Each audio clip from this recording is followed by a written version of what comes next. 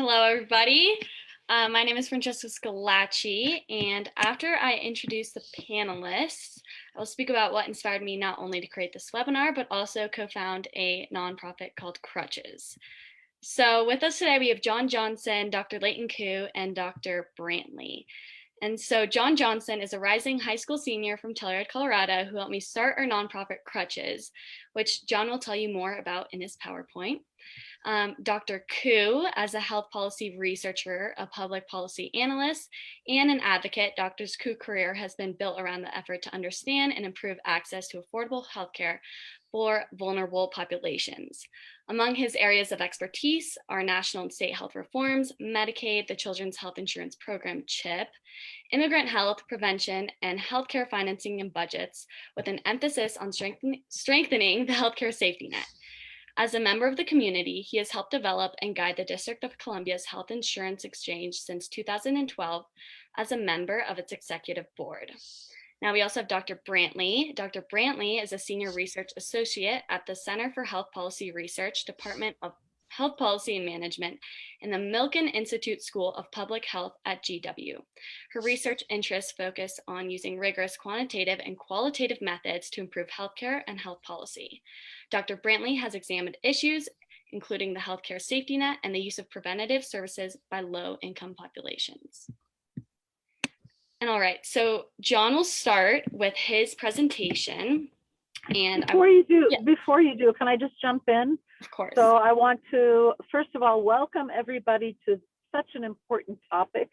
My name is Dr. Gigi Obey, and I'm the founding director of the Rodham Institute, which is dedicated to improving health equity here in the District of Columbia. And the woman that you just heard speaking is Ms. Francesca, who is our Rodham Institute intern. She joined us from Colorado, from the Pinhead Institute, and we've been working with them for at least 7 years now, maybe now 8 going on 8. This is a program which encourages young women to go into STEM careers, and so we were just very lucky to have her work with us this past summer. And one of the areas of interest that she has had has really been around insurance and really being able to understand it, because it's super complicated to understand. And before I turn things over to you and have you introduce John, I just want to say thank you, because you've been amazing. You've worked very hard. She's a rising senior, and we're in high school, going to college in another year. And she also has just been really so key to a lot of our initiatives and work at the Rodham Institute. And just to remind everybody, please stay tuned for updates about COVID vaccinations. We are now just getting word that all healthcare professionals, myself included, will need to get a booster. And we know that the Delta, although is not more deadly, it's much more infectious.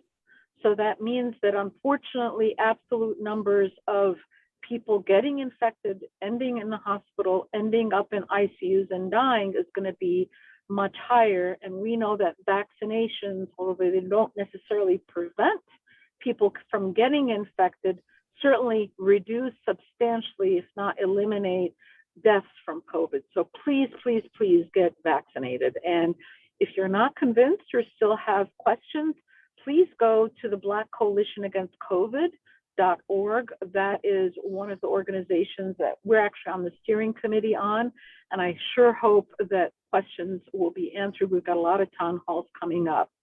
So with that, thank you to our panelists, and back to you, Ms. Francesca. And I'm going to sign off and just be a listener. Thank you for the introduction. That was amazing. So John will start with his presentation, and I will share my screen as I have his presentation. So quick second. All righty.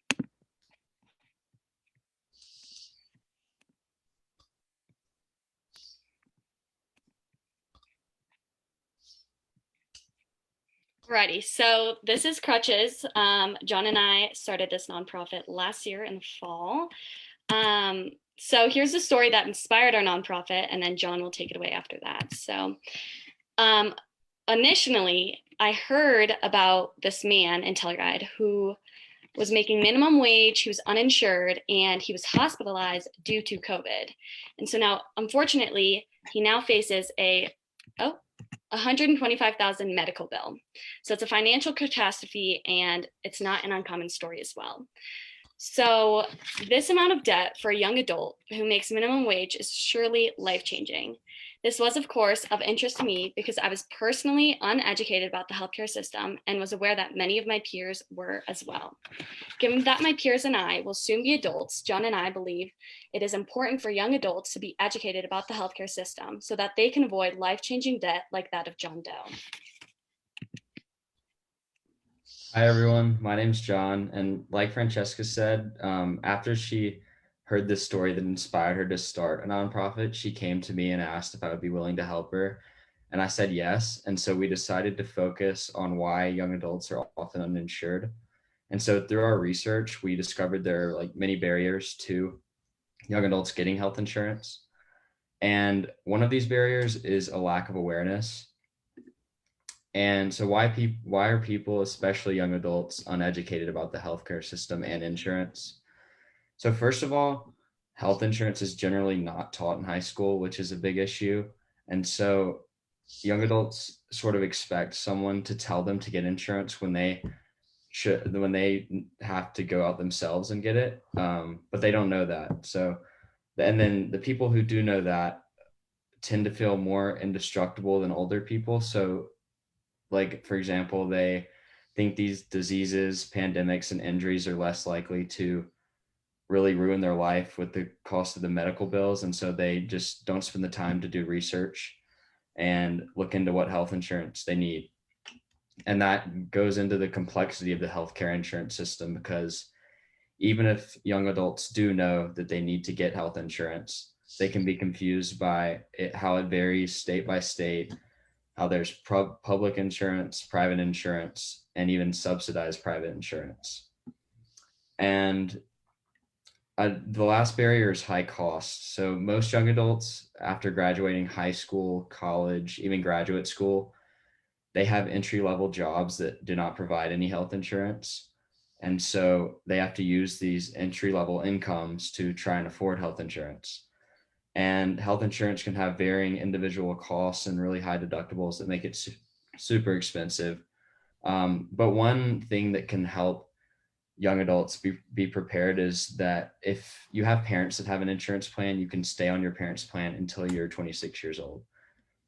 And so after researching this, we decided that our mission would be to teach high school seniors the fundamentals of healthcare insurance, so they will be prepared to navigate the complex web of the private and public health insurance system when they become young adults. Because young adults aged 19 to 34 are the largest uninsured demographic in the United States. And our short-term goal is to bring an educational program to Telluride High School and other schools in the region to educate them about this issue, starting this fall, to fulfill our mission. And then our long-range vision is to bring this program to as many high school juniors and seniors as possible throughout the country. But we need help from organizations like the Rodham Institute to do this. So yeah, that's a little bit about crutches. All righty. So Dr. Ku, you're welcome to take it away with your presentation. Thanks. And it was really exciting to hear about crutches and the great work that Francesca, you, and John have been doing in starting an organization like that. That's so neat. And you're right. This is an important subject because young people really are one of the largest groups that have health insurance. So let me just start out with some basics about health insurance, and then I'll go into a little bit of the stuff that makes it complicated. So health insurance is super important, but expensive. And this leads to some of the challenges that John was talking about, where people think, oh, gee, it's going to be pretty expensive. And can I actually afford it when, I'm just starting out in my life or whatever. Even if you're older, you may still have, limited means to pay for health insurance. So it's worth understanding a little bit about some of the basics. And so one of the things I want to start off by saying is there's a tension between what people would like to have for health insurance. And so in principle, they'd like to have health insurance that will pay for all their health care. And the challenge is at the same time, people also want to have health insurance that's relatively inexpensive. And those two things work at odds with one another. And then there are certain components that are also problematic because of some of the strange history of health insurance and how it started. Health insurance started basically in the 1930s when hospitals said people are having a hard time paying for some of their hospital bills. So the original purpose of health insurance was basically to get together a lot of people who might have, no pressing medical needs, but everyone now and then might need to go to the doctor because whether you're having a baby, whether you fall down and break a leg, or you have cancer, periodically people do have these high bills. So that was the original purpose, was to have a way that you could bring a lot of people in and pay for those really high healthcare bills. Over time, this has evolved as people thought really the goal of health insurance is to basically help pay for health insurance in general, not just the high cost. I mean, originally health insurance was supposed to be sort of like home insurance. It's the kind of thing in case your house catches on fire or something horrible happens, that's what the home insurance is for. And that was the original purpose of health insurance. That has expanded over time. But because healthcare has become expensive, the original concept was that people would buy it on their own or they'd get it through their jobs. But it became so clear that it was too expensive for many people. So we have public insurance, things like Medicare, which is for senior citizens, Medicaid and CHIP, which are for low-income people and for children. And then most recently, the health insurance marketplaces that were created under Obamacare that are trying to help people afford health insurance. So that's how some of those things have evolved.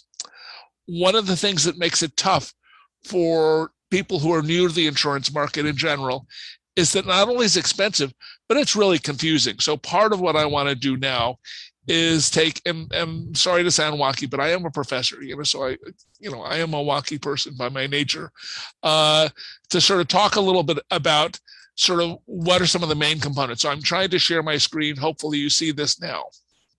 So the first thing is, what's the monthly cost of health insurance? How much does it cost? And we'll get to this in a moment. Actually, last year, just so you have a sense, the average cost of insurance for a single adult was around $7,500, and $1,300 of that was paid by the employee. This is not necessarily for young people. This is for single adults in general who therefore sort of average somewhat older. If you have a family coverage policy, that last year cost $21,000 in total. $5,500 was being paid by the employee, and the rest was being paid by the employer. So this gets at the issue, well, what are these components? So we start out by talking about a premium. And so a health insurance premium is the amount that gets paid to an insurance company for a policy.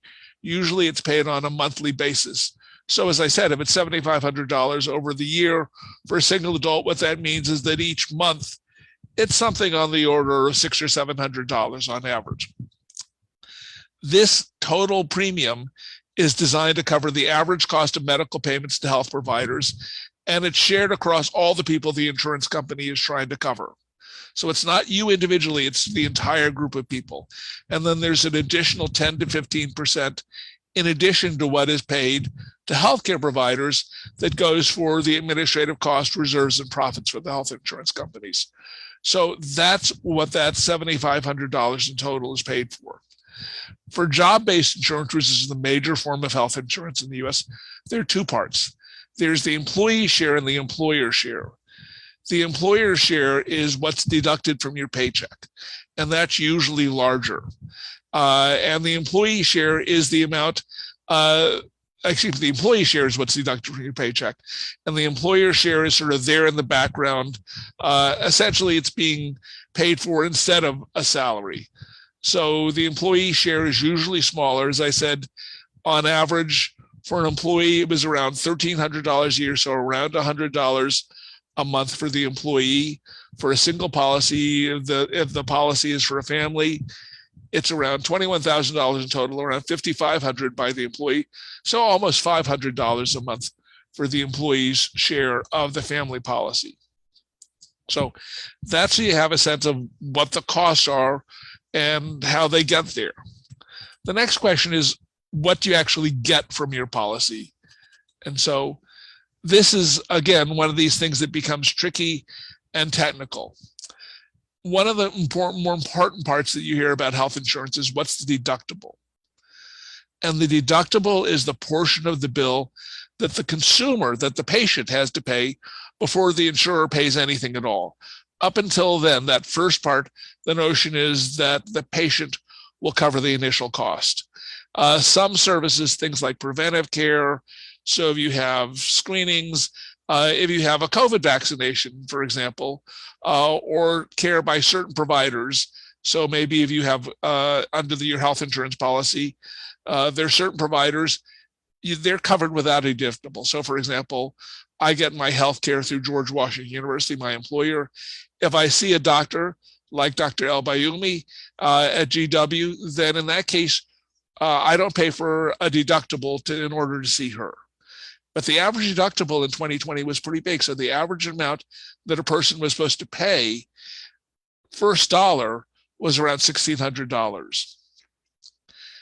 After that, consumers sometimes have to pay co-payments and co-insurance. But let me sort of get to this whole square here. This is the total amount that people have to pay for healthcare in a given year. And this is what it's supposed to represent. So this blue portion, this is what the consumer pays. The next part the consumer pays are things that are called co-payments or co-insurance. And for co-payments, that means there's a set dollar amount. Like every time you see the doctor, it costs $35. Every time you get a simple prescription drug, it might cost $20 or $25. That's a co-payment. Co-insurance are for the bigger bills. That's typically a percentage saying that you, the consumer, have to pay 20%. The insurance company will pay the other 80%.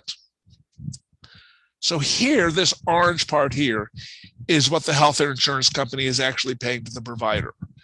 So usually it's paid based on various contracts where the health insurance companies sets up contracts with some doctors, not all, with some hospitals, not all, to provide care. Usually the health insurance system is set up so that the actual payments that the health insurance company makes are heavily discounted from what the provider would call its charges or its list prices. So it's not uncommon that you might see something like the doctor would say, if you had to have knee surgery, my knee surgery bill would be $5,000.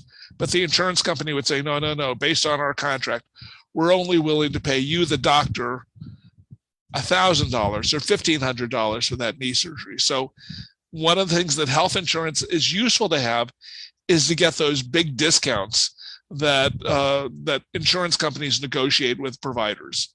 On average, this orange amount, the health insurance payments to the providers, that's what's really the main thing you're paying for the premiums for. The blue parts, the deductibles and the co-payments, are things that are covered services that you as the consumer have to pay something for. Finally, there are certain things that are excluded or out of network services. So sometimes health insurance does not cover certain policies. Fairly common things like if you have hearing aids, if you have dental coverage, if you need cosmetic surgery, that's not covered by your insurance policy. If you need out-of-pocket medications like you need basically Tylenol or aspirin, your health insurance is not going to pay for that. Then there are also exclusions that occur because of out-of-network services. So insurance companies sometimes say some providers are part of my insurance network, and some providers, doctors or hospitals or whatever, are not. So if you end up getting care from an out-of-network provider, then basically the insurance company is saying, this is not our responsibility. You have to pay for that. So if you get insurance, it's important to find out who their network of providers is, and to the extent possible, it's to your financial advantage to get care from some of the doctors, hospitals, pharmacies that are part of that network. That'll get you these discounted fees. If you see an out-of-network provider, it's going to end up being more expensive. So that, I'm sorry to say, is the sort of complicated thumbnail sketch of the way modern health insurance is set up. And at this point, I'll turn it over to my good friend, Dr. Erin Brantley, and I will stop my slides. Thank you, Dr. Ku. I'll just say, Dr. Ku gave a great overview. One thing that came up, I was thinking of a young person like watching that. If you're out of college and looking for a job, considering the details of what's actually in the health insurance plan might be something that's relevant for you. Or in a situation where one thing that's happened because healthcare costs keep going up year after year and wages don't go up that much, some of that is being shoved into premiums are going up and up. And a lot of it recently has been that pressure has gone into deductibles going up and up. So that's one place where people might have some influence is considering the options that are not just like what your salary is, like if you're looking at your first job out of college, but what are the actual details that are in there? Because you could be offered health insurance, but it could end up being pretty expensive. Unfortunately, even people that have employer-based health insurance can face pretty steep costs depending. And then other employers can be, still have plans that are relatively more generous. But thanks. Perfect. Great presentation. And now we will jump into the questions. So this is a question for all panelists. How has COVID-19 impacted health insurance? So COVID-19 had two sorts of effects on health insurance. Oddly enough, the first effect was it actually sort of reduced the cost. And that was because you may remember last spring, people were afraid to leave their homes. A lot of doctors' offices basically were closed. And in many cases, hospitals were only dealing with emergencies or sort of non-elective procedures. And so because of that, initially, healthcare utilization in the middle part of 2020 dropped off. So healthcare costs were not rising very much because basically speaking, people weren't getting much healthcare. Since then, it's increased the cost. And that's as things have become a little more normal, people are realize they actually do need to go to the doctor, whether through a telehealth visit or go in person.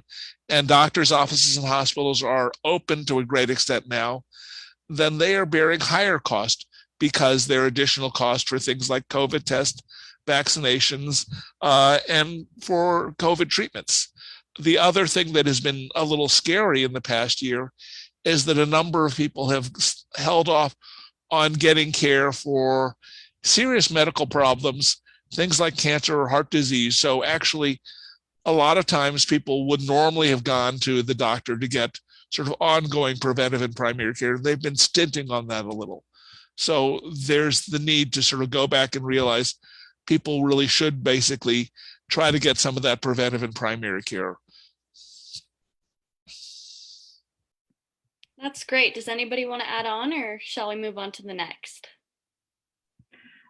I would like to add on to that, in that the point that Dr. Ku just made is so important. As a result of just a delay because people were afraid of getting sick with COVID, there has actually been a drop in cancer diagnoses by 30%, which would seem to be a cost saving for the overall system. But a delay in getting diagnosed means that people will present at a much later stage of their illness, such as cancer, and will actually require more intense treatment. So let's think about this for a second.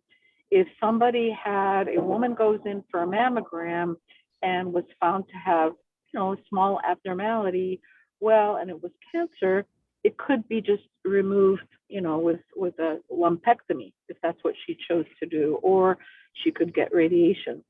However, if she has delayed her screening until she finds a lump, or maybe the cancer sadly has spread, that's going to mean that it's going to be much, much more expensive. And sadly, the outcome won't be as good as if she got that screening in the beginning.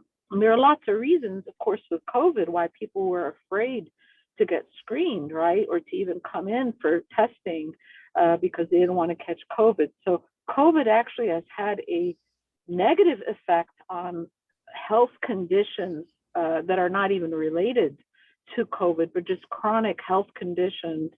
And of course, that's driving the cost up. So that's from a clinical standpoint. Obviously, I'm not an insurance expert, but that's my 2 cents.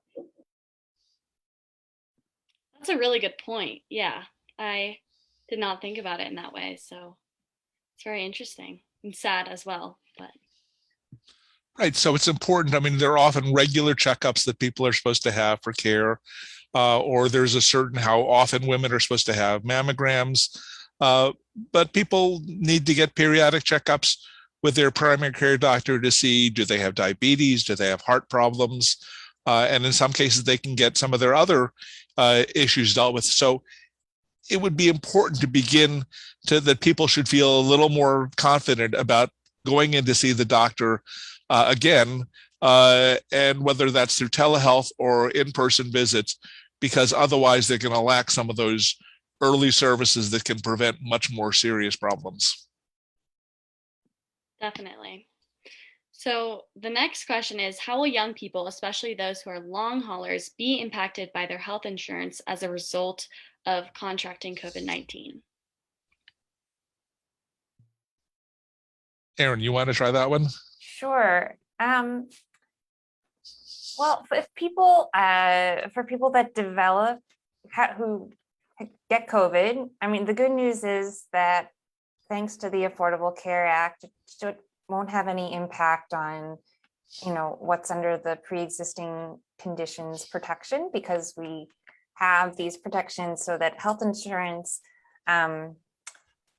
companies can't consider any of your current or past illnesses in their decisions about whether to cover you. So as long as those protections continue to exist, which looks like they will, there aren't impacts, and that's thanks to the ACA. On the other hand, I mean, you asked about like the long haulers. To the extent that people have these co-pays and deductibles, there's no like special rule about COVID being exempt from any of that. So to the extent that people need to be seeing the doctor, they will have just standard costs like they would for any condition that they were dealing with. So if I could just add, because the long hauler syndrome, I don't think has gotten enough attention, but one of the aspects that it impacts is a person's ability to work. And if your insurance is linked to your work and you can't work anymore, that is something that's a consideration, right? So that could, but that's why the Affordable Care Act is helpful, so that even if you don't have work, you can still purchase insurance. But for people that have maybe been used to an employer picking up some of the cost of the insurance and not having that anymore, in so much as not being able to work because of feeling fatigued or unable to concentrate or having chest pain or shortness of breath, which are all symptoms of the long hauler syndrome, that can impact your ability to keep or have to change your insurance. That's a good point. And I'll just add, it's not just the financial cost. Obviously, the initial cost, or the real problem with COVID, is people get sick, and in some cases, their sickness is relatively mild. In a number of cases, it's quite severe, and so people end up on ventilators in hospitals, and those people who, even if they recover, may end up having the long haul. But that just reiterates why it's so important for people to get vaccinated soon to prevent this, why they continue to maintain good public health habits like wearing a mask, because we know that the Delta variant is just so much more infectious, just so that they avoid having these health problems as well as the healthcare cost. Perfect. Yeah, no, I agree for sure. Get vaccinated if you can. Also, we have a question for you, Dr. Ku. What is a deductible and how does it work? So the deductible, as I mentioned, is when you have a health insurance policy and this is for most private health insurance, there's typically deductible. So the deductible may be something like $1,000, $2,000. The average was around $1,600 last year. And what that means is, with certain services excluded, the first $1,000 or $2,000 that you incur in medical care costs, the insurance company will say, this is not my responsibility. This is the deductible range. That's what you have to pay. Once you've met that level, then we'll begin to pay something, and then we'll pick up care. The good part about this, well, the bad part is the deductibles are getting higher and higher all the time, as Erin Brantley mentioned, which is, I mean, to me, $1,600 deductible is just amazing. And I've seen deductibles that are as high as $6,000. And you think, oh my God, that's barely any health insurance at all at that point. The good news is in many cases, policies say that certain things don't get counted against the deductible. So most preventive services, things like cancer screening, things like COVID vaccinations, COVID tests, they don't count against your deductible. They're always covered. In many cases, insurance policies will have certain other sorts of things that are excluded. So as I mentioned, because I'm on the GW health plan, if I wanted to see Dr. El Bayoumi because she's part of our health plan and is a primary care provider, my deductible would not count against seeing her. So I would only have to pay whatever the copayment is to see Dr. El Bayoumi, which I assume is something like $35 or $50, which is just a total steal because she's so great. All right, John, I have a question for you. Pretty funny there. I'll pay you later just for having said that. All right, John, my question for you is, what should young people know about health insurance, and what advice would you give them? Well, like I said earlier, healthcare insurance in the United States is insanely complicated. So my simple advice would be for young people to learn everything they can now about the health insurance system, so they don't fall through the cracks. And many people do end up falling through the cracks. And the proof is young adults are the largest uninsured demographic in the United States. So yeah, just learning as much as you can is the best thing you can do when you're young. Perfect. And then I have a question for Dr. Brantley and Dr. Ku.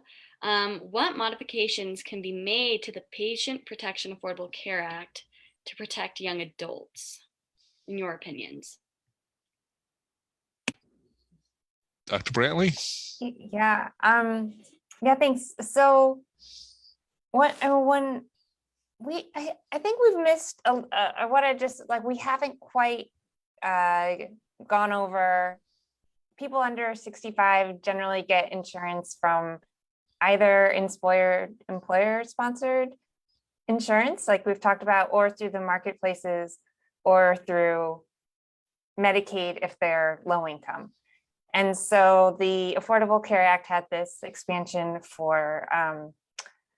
Medicaid to cover many more people, still low income people, but many more low income people than it did previously. And then also the addition of the marketplaces for people that are largely self-employed or work for a small employer that doesn't offer health insurance. That's like basically how it that piece was to fill that gap because of the problems before for people lots of problems in what we call the individual marketplace for people who are getting insurance and it's not through an employer or through the government. So some of the there's holes that still remain. The main hole is for the low-income adults who are in states that haven't expanded Medicaid, who don't have options under the menu. There's no option for them. Basically, those are adults who are at 138% incomes that are 138% of the federal poverty line or less. The talk is— Okay, can I jump in for a moment to give an example to help make this a little clearer? Yeah. So for Medicaid, the income limit is, as in most states, about 38 states now, is around $30,000 for a family of three. So if you make less than that and you have a family of three, you're eligible for Medicaid health insurance coverage. In some states that have not expanded Medicaid, it's much lower. So my home state is Texas. I'm embarrassed to say that in Texas, if you are a mother and you're making $7,000 a year, you're too rich to be on Medicaid. And if you are a single woman or a single man, or even a married couple that doesn't have any children, it doesn't matter how poor you are not eligible for Medicaid. So that's why this health insurance expansion that Dr. Brantley was just mentioning is so important. Yeah, thanks, Leighton. Yeah, so that's the main thing, and hopefully this will be addressed as one of many things that are potentially on the menu to be addressed in this major bill that Democrats are working on now. So options are being, or the other option is for the states, the remaining, those 12 states at any time can pick up the option to cover those people. Those particular 12 states just haven't yet. So that's the main thing. Another piece that happened was in earlier legislation that happened this year, some changes were made to the marketplace that just generally made it more affordable. So if you know people or you've checked the marketplace before and just of like a year ago and like, oh, this is just too expensive, just it was made more generous, but on a temporary basis. So the question, it would be helpful to people if those increases in generosity, like basically lower premiums, lower deductibles, could be made permanent. So that's another piece, because for certain, mainly middle income people, many people have reported that the marketplace options looked too expensive to them and didn't seem worth it. So it'll be interesting to see how much this shift in generosity helps. But the reports are that millions of people have signed up for marketplace coverage since that change went through. And with regard to rural and urban health, will that exacerbate health disparities, in your opinion? People who live in rural areas have always had some problems getting access to healthcare, in the same way that they have a little more of a challenge to get access to the groceries, to movies, whatever. It's just one of the challenges of living in a rural area. I don't necessarily think that the Affordable Care Act or some of the changes that have been discussed, such as Erin is mentioning, have a direct effect on urban versus rural care. Now, what I'll mention is that a lot of the states that have not expanded Medicaid yet are more rural states. There are a lot of them are in the South, or there are places up in places like Wyoming or something like that, or I don't know Wyoming very well, but I think of it basically as there are a couple of cities and then a whole big rural area all through there. So the rural people get hurt by that. But there are so many ways in which we need to help strengthen the healthcare system for rural people. Actually, one of the things that's made a difference that's helpful is because people have been using telehealth so much more in just the past year or so. Telehealth is a big advantage for people who are living in rural areas. One of the major barriers was they couldn't see a doctor because in order to get to the doctor, they'd have to drive an hour or two. If now they can do this through an internet connection or medications just with a phone call, that makes at least some services much easier. Obviously, if you actually need to be examined by the doctor or to have a lab test or to have a procedure like some kind of surgery, you actually do need to be in person. But telehealth has definitely been a big advantage for people living in rural areas. That's good to know for sure, especially since John and I do live in a rural area. But next question is, what should parents know about health insurance, especially when college students are starting school? So go ahead. You go. Okay. Especially if for college students, so they're the options that I laid out. There's a Medicaid marketplace and employer sponsored. The thing just to know about college students is if you're a dependent like for tax purposes, you're kind of tied to your parents' like tax information, your economic information. So to the extent that like the government is considering like what do you qualify for income wise, it would be based on not just your own information if you're not filing as a independent yet. So John already mentioned young people, if your parents happen to have insurance through their job, they can keep you on that health insurance up until you turn 26. So that many people have taken advantage of that. For low-income people, we've discussed Medicaid is available, particularly in states that have expanded, especially so for anyone that doesn't have children, that would be definitely, you would need to be in an expansion state. And if you do have children, you probably still need to be in an expansion state for the most part. And yeah, I don't know to the extent to which too many college students are using marketplace insurance. I don't know, Leighton, do you know? I don't know. Well, the other thing that is available to many, but not necessarily all college students, is many colleges have a student health insurance plan that is relatively affordable. It's not quite as rich as what you might have in a regular medical care plan, but they're usually pretty affordable and will take care of the great majority of most routine healthcare costs needs that people have. In many cases, it might mean you have to go to a particular clinic that's associated with your school, but that's typically a good deal. The other thing that I think is worth noting, as both John and Erin have mentioned, young adults under the age of 26 can be covered under their parents' policy.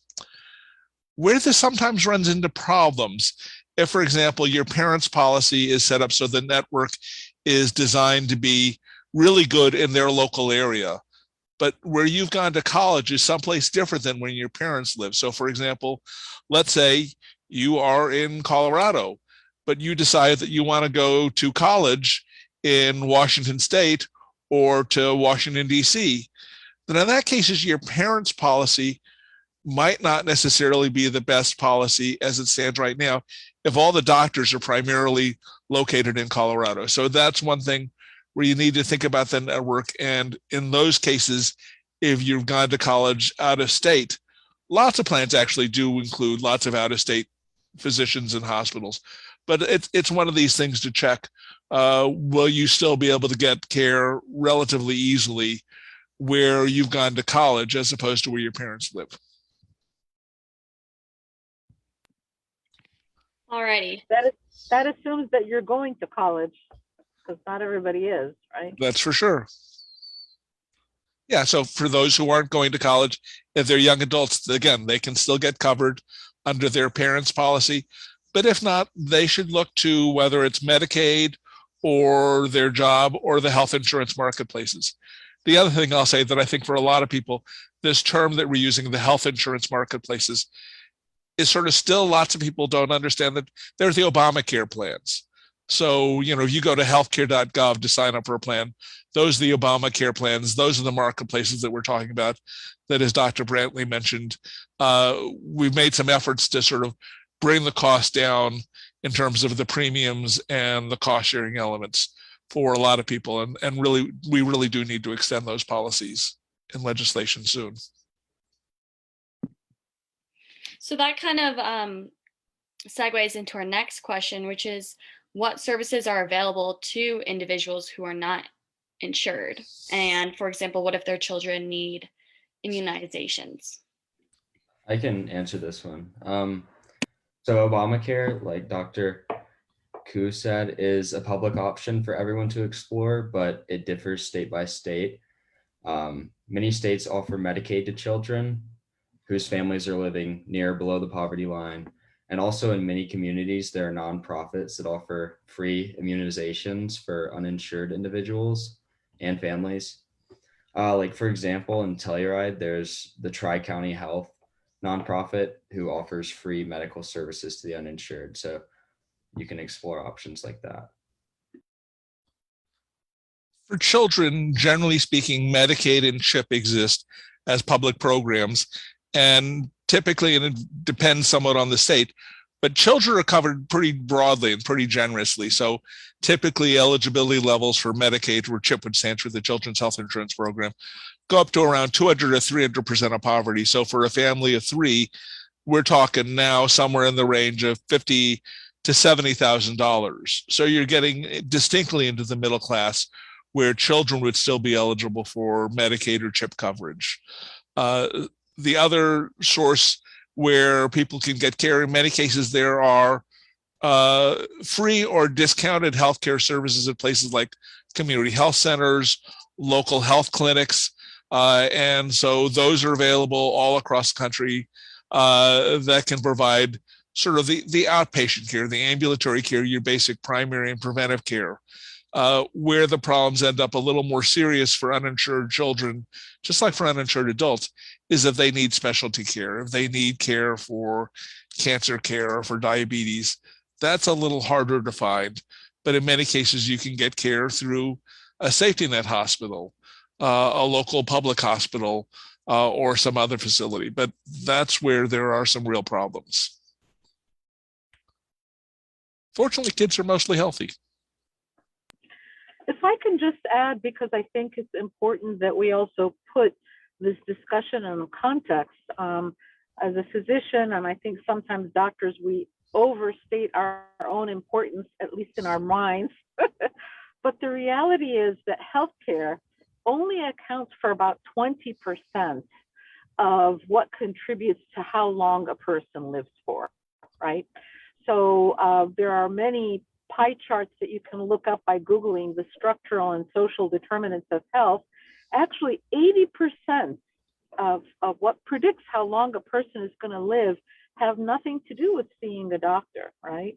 Because they're your education, the quality of the food that you eat, the economic health of your community, and of course, you want to have insurance, you want to have health systems that are there for, God forbid, those emergencies. But really, if we're going to make people healthier, we really should be investing in those things like food and making sure that children get fed, that there are great prenatal programs, that kids can graduate from high school. That has a very important impact. And if I could just say this, even though we spend the most money in the world, in the industrialized world, in terms of insurance, right, or healthcare costs rather, we have, I think we're number 37th in overall quality in terms of life expectancy and care for the money that we spend. So clearly insurance is a piece, and it's important that we know about it. But if we're going to advocate for really better health outcomes, and maybe, our esteemed panelists can speak about this, I think it becomes really important. I'd love to get the panelists' view on this. Absolutely. Right now, you're seeing a slide from the Rodham Institute that's talking about some of the factors that affect your overall health. And so, as Dr. El-Bayoumi was saying, really only about 20% of your things like, how long you live and things like that are related to how much healthcare you get. But things like your health behaviors, do you smoke, do you exercise, do you eat well, your physical environment, how, is your building free of lead? And then things like socioeconomic factors like education, job status, and community safety also play a big role. So I think everyone's on board that we need to do more to sort of foster some of those things. I'll mention a little recognized change that the Biden administration just did. The Biden administration basically has just increased SNAP benefits. SNAP, that's what used to be called the food stamp program, by about 20%. They did this through an administrative change, but what that means is that more low-income people will be able to afford food through the SNAP program that'll last them the whole month. So that can also be important. That's huge. I mean, that's really huge, because of all the social determinants of mental health, food is number one. So that's so important. And you're right, it's not getting a lot of recognition, but it's a very big deal, especially for those families that are impacted by it. So kudos to them. And so I have a question kind of too, as we come close. Sorry, Brantley, Dr. Brantley, if you wanted to add on, you're more than welcome to. Just really, really quickly, I agree with everything that was said. The one thing I think is also important to keep in mind is that health insurance is also financial protection. So other people have made this point. So not just sort of crediting health insurance with the health impact, which is maybe not so great, but also the financial impact, which Francesca, you started us off with. So protecting people from having a shift in their life trajectory to be something worse because they're faced with absolutely ominous, overwhelming medical bills. Definitely. So as we wrap up the webinar, I have one last question for all of the panelists. Are there other countries that we can learn from regarding health insurance and care? Yeah, I think New Zealand is a great country to learn from because their healthcare system is state sponsored and very good quality. It's funded through taxes. It provides free or subsidized medical treatment for residents. Yeah, New Zealand's a great one. Actually, most developed countries do a better job than we have. So Canada does pretty well. Most European countries do pretty well. The sad thing is here in the US, we don't like hearing about other places. We think, gee, this is the United States. We must do things the best way. And it's not that way with how our healthcare system is set up, how our social benefits are set up. So we're slowly making some changes. So one of the changes, once again, that just occurred was a child tax credit increase. And that was really based on the experience of a number of European countries that really realized they can get some good social gains as well as health gains by basically helping families afford childcare. And I don't mean, going to sit in a childcare center. I mean, all the costs associated with children growing up, then, feeding them, educating them, etc. That's expensive for a family. So these child tax credits hopefully will pay off with better social gains. And we've seen that in other countries. I just want to add, one thing that most countries, they tend to have systems that everybody, at least all citizens, have coverage. Other developed countries, all citizens have coverage. And there's lots of they take lots of different strategies to make that happen. So it's not just like what we have or whatever you want to call it. There's lots of different ways one can get to that outcome of everyone having coverage, and the government is involved to some extent, but private companies can also be involved. But they also they pay less for it.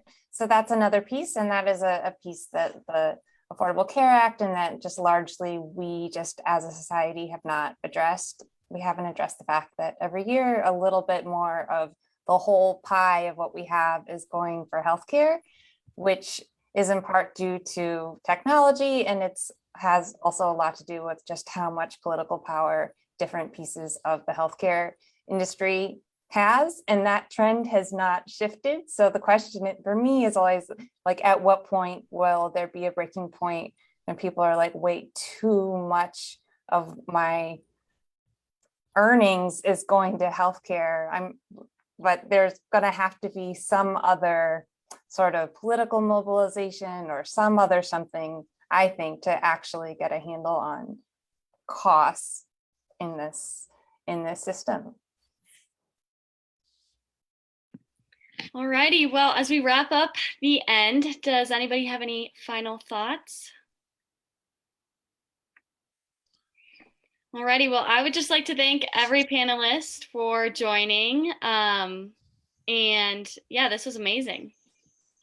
Well, I have a final thought. I thought that, Francesca, you did a great job This was Thank such you. an important topic, and we are so proud of you, our Rodham Institute intern. We also thank John for joining us today from Colorado, and of course, our esteemed panelists, Dr. Brantley and Dr. Ku. We learned a lot, and you know, I think that this is an area that we will continue to discuss for long periods of time in the future, because this impacts all of us. And it's kind of like insurance that tells you that you're grown up, that you have to think about health insurance. You know, it's like one of those markers that, uh-oh, I've become an adult now. I have to worry about these things. So thank you to everybody, but particularly you, Francesca, for choosing this topic and for bringing it to light and for convening such a wonderful panel. Thank you so much. No, thank you for letting me do the webinar. It was amazing. And I would just like to advertise part 2 for next week with panelists Sarah Rosenbaum and Keith McCannon. So great. And a special shout out to Ms. Ashanti Carter, who is the program manager and also helped and sort of behind the scenes in putting this together. So until next time, thank you, everybody. Be safe and try to convince as many people to get vaccinated. Take care. Bye-bye. Thanks. Great being with you all. Thanks. Bye.